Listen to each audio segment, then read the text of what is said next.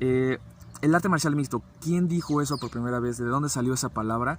Realmente no se sabe quién fue quien por primera vez acuñó ese término, pero sí se sabe que Howard Rosenfeld, que es un crítico de TV, hizo un análisis acerca del primer UFC y en ese análisis comentó que eso era arte marcial mixto. Es la primera vez que se extiende un registro de estas características. Hay que entender que todo esto fue una intención para que la familia Gracie en los torneos de valetudo promovieran el Brazilian Jiu-Jitsu. Y bueno, pues les fue extraordinariamente bien. En 1951, Kimura, como judoka, peleó contra Helio Gracie y eso fue como un parteaguas para todo este mundo del arte marcial mixto. Mohamed Ali peleó con Antonio Inagpi, que es un luchador un wrestler, en 1976, cosa similar a lo que pasó con Jean Lebel y muchos otros de sus contrincantes. Es decir, que ya existían peleas de ese tipo. La diferencia existe cuando nos damos cuenta que antes era karate contra kung fu, judo contra boxeo, boxeo contra otra cosa, ¿no? Ahora ya todo está como combinado en el arte marcial mixto y ahora ya no es un arte marcial con otra, sino que ya el arte marcial ya está combinado y ya hay un reglamento específico, ya no son pocos los peleadores que realmente van representando a una disciplina como tal. Aquellos, como ya los mencionaba, Lyoto Machida, Georges St-Pierre, son de los pocos que van a representar a su sistema, en este caso karate, pero aún entonces pues se sabe que muchos de ellos practican otras disciplinas más allá del karate. Como dato curioso también, esa pelea entre Mohamed Ali y Antonio fue en Japón y eso fue lo que inspiró a que se creara el Pride, esta compañía de Pride, en el 97. Muchos años antes también fue lo que inspiró a que se creara la promotora de Pancracio, el 93. Otra cosa interesante es que en 1980 la CB Productions es la primera liga de artes marciales mixtas en Pensilvania en promover algo parecido al UFC. En aquel entonces le llamaron Tough Guy Contest, que es como el torneo de los hombres rudos, y después cambió el nombre a Battle of the Super Fighters, que sería como la batalla de los super peleadores. Con el tiempo, los Gracie llegaron a Estados Unidos, llegaron promoviendo a su sistema, el Brazilian Jiu-Jitsu, en ambientes similares al valetudo. Tuvieron otros reglamentos y cambiaron a lo que ahora conocemos como UFC. Hay varios detalles que quiero mencionar que se me hacen muy importantes, y es que primero, un problema radica en la poca capacidad que las artes marciales tradicionales tienen para defenderse cuando son atacadas por las artes marciales mixtas. ¿A qué me refiero con esto? Y es que muchas veces cuando tú vas con un maestro de ninjutsu, de aikido, de hapkido, de todas esas disciplinas que no acostumbran a hacer combate a contacto real, normalmente su argumento es, bueno, es que yo si peleo te voy a matar, o yo si peleo te voy a lastimar, porque nosotros no hacemos deporte, lo nuestro es para la vida real. Y ese tipo de comentarios lo único que hace es suponer que tal vez es una excusa y también como limitar la posibilidad de ver si lo que hacen es funcional. Todo lo que tú hagas en esta vida tienes que probarlo antes de que sea demasiado tarde, porque si tú vas por la vida suponiendo que te funciona, muy probablemente si no lo probaste antes te vayas a sentir muy mal y tengas malos resultados. Es por eso que yo a todos aquellos profesores de artes marciales tradicionales que estén por ahí les recomiendo que intenten crear bajo sus propios esquemas y posibilidades espacios donde se pueda practicar su sistema a contacto real, para que seamos más honestos con nuestros estudiantes y sepamos si lo que estamos enseñando realmente funciona y no estemos basándonos en ideas y supuestos. No hay que alejarlos de la experiencia real que un combate ofrece, como el sufrimiento, la desesperación, la frustración, etc. Eso de las artes marciales, como las películas, en donde no te despeinas y no te sientes mal, es mito.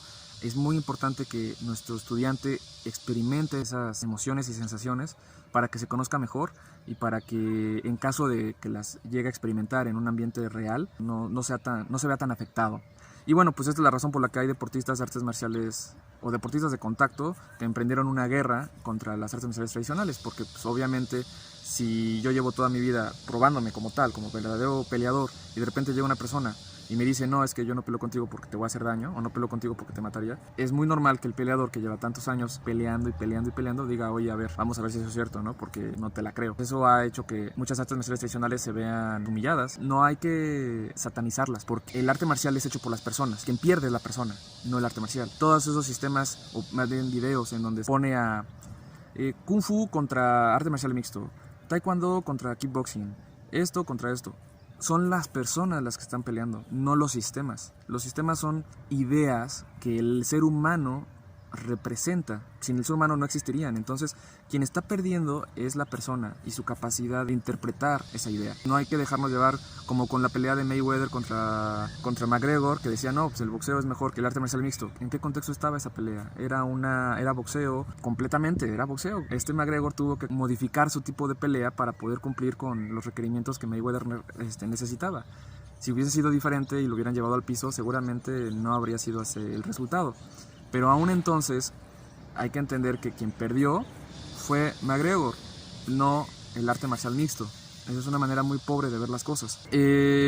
Puntos buenos del arte marcial mixto, pues es que es contemporáneo, se va actualizando año con año y también está en su didáctica. El arte marcial mixto tiene coaches y también uno que otro instructor. Y el arte marcial tradicional tiene maestros y tiene instructores. ¿Cuál es la diferencia? Bueno, pues que el coach lo que hace es que los peleadores puedan ganar peleas, básicamente. Y el maestro pues es una persona que te dice cómo hacer las cosas y que normalmente es incuestionable o es muy admirado y por eso se tiene como que cierta precaución en ser cuestionado, cosa que no creo que sea positivo. Entonces para mí eso es un punto que le doy al arte marcial mixto porque obviamente en este mundo de las artes marciales todo debe ser probado, todo debe ser en un laboratorio. Y si una persona te dice que así son las cosas porque alguien las hacía así hace 30, 40 o 300 años, pues para mí no es un argumento válido. Hay que actualizarnos constantemente y hay que pues, criticar. Así que para mí creo que sí es importante entender que el arte marcial tradicional podías aprender muchísimo de los coaches para que todos sus conocimientos los pusieran en un laboratorio, como bien lo digo, como en un ambiente donde puedan ser probados. Y del mismo modo, el arte marcial moderno tiene todavía mucho que rescatar del arte marcial tradicional.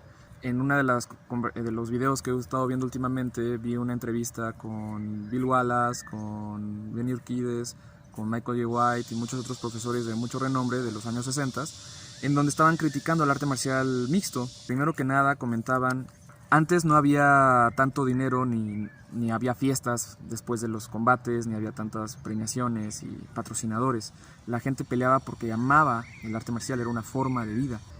Ahora después de los combates hay fiestas, hay mucho dinero, hay patrocinadores, hay otros intereses involucrados. También había un código de honor que se dice mucho actualmente, del que se habla, se promueve entre comillas, pero pocas veces se ve cumplido, ¿no?, en la vida real.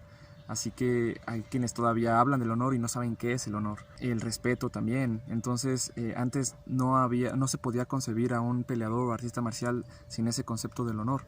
Ahora es algo que se ve muy muy por debajo, ¿no?, o como un aderezo, algo externo, pero no fundamental. También otra cosa que me gustó mucho de la entrevista que tiene Bill Wallace, Michael J. White, Benny Urquidez y muchos otros profesores es lo de hacer el mínimo necesario. Ellos comentan que los peleadores actuales pueden ganar combates haciendo el mínimo esfuerzo necesario. Se refieren a que si tú eres un peleador de jaula y eres muy bueno en el piso, pues vas a tener que aprender a patear y a golpear un poco, pero si tú sabes derribar y eres muy bueno haciéndolo, enfócate en eso, nada más haz lo mínimo arriba y podrás ganar peleas, y viceversa. Si eres muy bueno pateando y golpeando y codeando, aprende lo mínimo en el piso por si te llegan a derribar, pero enfócate en tu capacidad de noqueo. Y así es como muchos pelean. Inclusive los mismos comentaristas dicen, bueno, este cuate es conocido porque hace tapear a la gente por sus llaves, este es muy buen noqueador, pero no son personas que busquen ser completos. Y es más, si tú te pones un año a ver la UFC, por ejemplo,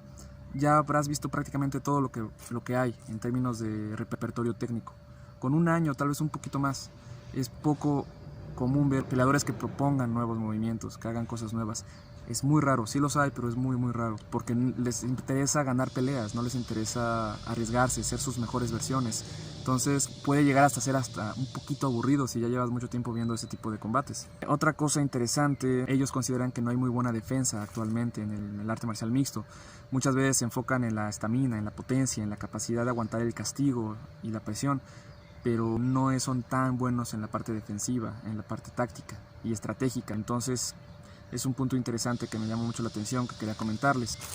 Michael J. White siempre repetía acerca de que el arte marcial tradicional es una forma de vida, te hace él como una persona muy grande, con genética con una genética que lo beneficia en este mundo marcial porque es fuerte, es alto, es rápido. Él pudo haber ganado muchas peleas, pero él se enfocó en ser su mejor versión, es decir, trató de ser igual de rápido que la persona pequeña, igual de flexible que el más flexible, igual de ligero que el mejor practicante de Wushu, es decir, o sea, trataba de mejorar en todos los aspectos, cosa que un peleador de MMA no necesita. Por ejemplo, Bill Wallace, también una cosa que me llamó muchísimo la atención, esto es una anécdota personal, es que él comenta que peleaba también en concreto, que llegó a pelear en espacios donde no había tantos recursos propios del peleador actual, ¿no? Que el bucal, que esto, que el otro, que el tatami. Él a veces llegaba a pelear en ambientes muy rústicos, cosa que a mí se me entrenó de esa manera y por eso me identifico con él. Y no solo eso, sino que también lo criticaban mucho por el nivel de sparring que tenía. Él y Joe Louis y Mike Stone y toda la gente de esa época, incluyendo a Bruce Lee.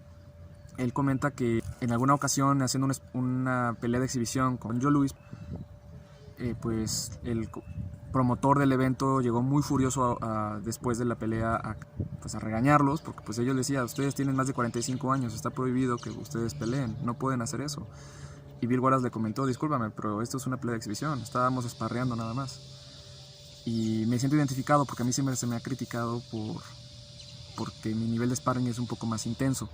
Pero yo tuve dicha, o tal vez no, de entrenar con personas de esa época y se me entrenó de esa forma. Actualmente los sparring son mucho más suaves. Es poco común o poco probable de que vaya a haber una pelea de exhibición en donde mucha gente vaya a verla y vayan a pagar por eso. Lo que la gente quiere ver, la realidad. Entonces, antiguamente era más común que sucediera porque los sparrings eran un poco más reales.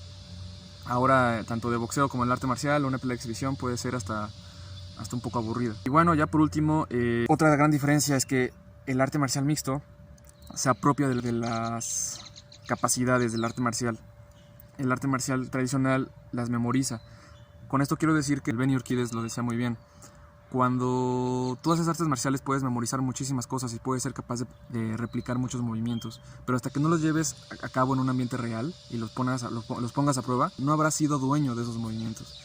Cuando tú has ganado combates, cuando tú te has salvado haciendo esos movimientos dejan de ser algo memorizado y se vuelven parte de ti. Te apropias de eso. Y eso es algo que el arte marcial mixto tiene pues como un punto a favor, porque ellos realmente se apropian de cada cosa. Mientras que el arte marcial tradicional pues está lleno de supuestos y de ideas y de imaginación y de pura memoria. Claro, estoy generalizando, no siempre es así en ninguno de los dos casos.